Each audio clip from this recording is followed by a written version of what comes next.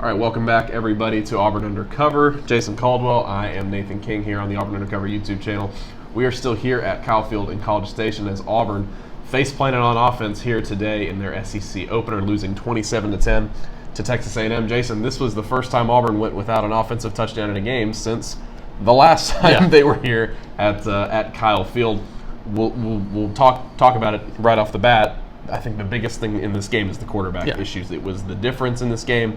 The talent gap was obviously there, which we knew was going to be the case. But Peyton Thorne didn't look great at quarterback today, and I think Auburn's got a lot to figure out there over the next few weeks. Yeah, no, anytime you play three quarterbacks in a game, you've got some decisions to be made, and obviously there's a reason why all three were playing. But, yeah, you're right. You're right about the talent gap. We talked about it. What they did in the offseason, in the transfer portal, all those things allowed them to be competitive if they don't make mistakes. Yep. Today they were competitive until they made mistakes, and on offense even it kept them from having a chance to put some drives together. So, but yeah, it all comes back to quarterback. Peyton Thorne looked a lot like the same guy he did at Cal. Is that what he's going to be moving forward? I don't know. To me, it's they got a tough choice to make right now, and it may be an easy choice. I don't know. Hugh Freeze said, "Hey, I got to go back and look at the film. Got to watch it and see what happens and see what I see out of this." But he said, hey, we had some guys open, and they did. There were some receivers open. Got to figure out something in a hurry offensively because it doesn't get any easier than it did today with Georgia coming up next. I can just think off the top of my head, you had Javarius Johnson on a crossing route. I believe that was the first third down of the game. It was. Maybe it was the first time, maybe not. The big one was Jay Fair. I think that would have been a 41-yard touchdown. That's a touchdown. Tyler Fromm up the seam. That would have been a difficult play to make. You still had a guy open and overthrew him. So you had some bad throws there by Peyton Thorne. He comes back in after being benched for Robbie Ashford, almost throws a pick six, had to bat the ball away from the Texas A&M defender. A lot of this was, of course, because of that A&M defensive line.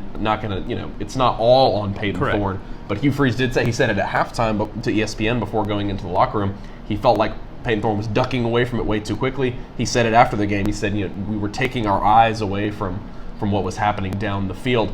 17 dropbacks for him in total. He went 6 of 12 passing. He was sacked on almost 30% of his dropbacks. And so, again, I think some of those were the pressure was getting there almost instantaneously. There were a lot of edge rushers for A&M that Auburn just frankly didn't pick up. But a lot of it was on the quarterback to get the ball out quicker. But Auburn also has to scheme some stuff up to help him. And some of it too is those negative plays. I mean, when you start to end up being third and long, they're just kind of teeing off, and they were bringing guys and when you kind of took the running game out of play. Auburn ran it well for a lot of the time with the running backs doing some good things, but when you can't put it together, when you put yourself in a third and long because of penalties and all the things that happened, those are negative plays or a killer today. And so a whole lot of work that has to be done for this group, you're right. And, defensively, it's hard to ask much more of those guys, Nathan. I mean, those guys went out and laid it on the line. They were down a couple of guys already. A couple more guys got banged up.